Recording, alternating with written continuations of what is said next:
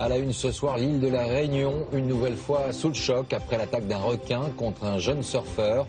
C'est un adolescent de 13 ans qui a été tué. Il s'agit de la 16e attaque depuis 2011. Nous irons sur place. Dans l'actualité de ce dimanche, revenons maintenant sur cette nouvelle attaque de requin, la 16e depuis 2011 sur l'île de la Réunion. Cette fois, elle a été mortelle et elle a touché un jeune surfeur de 13 ans, Samassoula. Il s'appelait Elio, il avait 13 ans. Un passionné, un jeune espoir du surf français. C'est lui-même qui avait publié ses photos avec une annonce pour chercher des sponsors. Ce matin, l'enfant a été happé par un requin alors qu'il surfait sur cette plage de la Pointe des Aigrettes, en zone interdite au sport nautique. 6 de ses camarades se trouvaient à l'eau avec lui au moment de l'attaque. Ce sont eux qui l'ont ramené sur la plage, extrêmement choqués. C'était horrible, quoi. On est sortis tous de l'eau et on est tous partis vers l'attaque parce que ça nous a beaucoup touchés. Et il n'y a pas de mots pour décrire ça. Tout d'un coup, il y a un surfeur qui s'est dégagé de l'eau en criant « requin, requin, requin, requin, requin » très très fort. Le jeune surfeur a eu un bras et une jambe arrachés. Sur l'île, l'émotion est immense. Spontanément cet après-midi, la communauté des surfeurs, amis et anonymes, se sont rassemblés sur la plage en hommage aux champions en herbe. Des fleurs à la mer et les camarades de collège d'Elio qui n'arrivent pas à y croire. À la tristesse s'ajoute la colère. Beaucoup pensent que l'interdiction des sports nautiques n'est pas la solution. C'est inadmissible ce qui se passe, que c'est trop, c'est juste pas possible. On habite sur une île, on n'a pas le droit d'aller se baigner, c'est n'importe quoi, quoi. Enfin, vous avez de l'eau qui vous entoure et vous n'avez pas le droit de mettre un pied dedans. La prochaine fois, c'est quoi? C'est les lagons qui vont être interdits? Actuellement, les sports nautiques et la baignade sont uniquement autorisés en zone surveillée et dans le lagon. Le plan post-attaque a été déclenché. Des pêcheurs sont chargés de retrouver le squale responsable du drame. Un requin tigre de 3,50 m a été pêché, mais à l'examen des blessures de la victime, l'animal tueur était un requin bulldog de 2,50 m. Et en direct de l'île de Réunion, on va retrouver Marc Dogli. Bonsoir Marc, avant que la polémique reprenne une fois de plus sur ces attaques.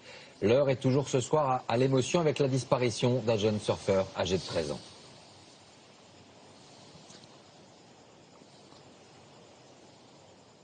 Oui, une émotion immense, vous venez de le dire, parce que d'abord la victime était âgée de 13 ans à peine, ensuite parce qu'elle était connue dans le petit monde du surf.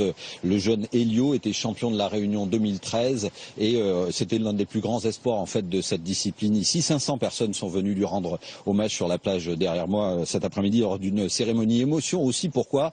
Eh bien parce que la liste des victimes des attaques de requins à la Réunion ne cesse d'augmenter. On en est à 7 victimes depuis début 2011 sans qu'aucune solution véritable n'ait été trouvée.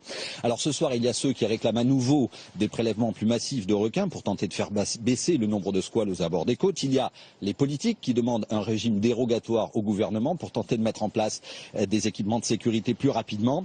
Et puis il y a cette expérimentation des zones surveillées par des vigies en dehors de l'eau et en dedans. Le dispositif a été présenté hier matin. Il doit être mis en place la semaine prochaine, mais il ne l'était pas ce matin sur le spot des Aigrettes.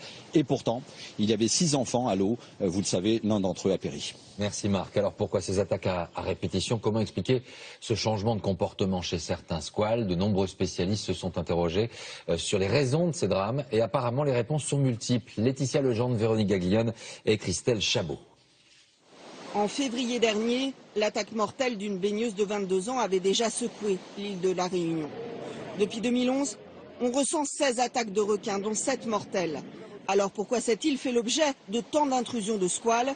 Pour le moment, peu d'explications, mais des hypothèses liées en partie à leur alimentation. C'est possible qu'à cause de la surpêche, les requins aient moins de nourriture. C'est possible que la pollution modifie leur milieu, l'urbanisation. 2 espèces sont dans le collimateur des chercheurs, les requins tigres et les requins bulldog.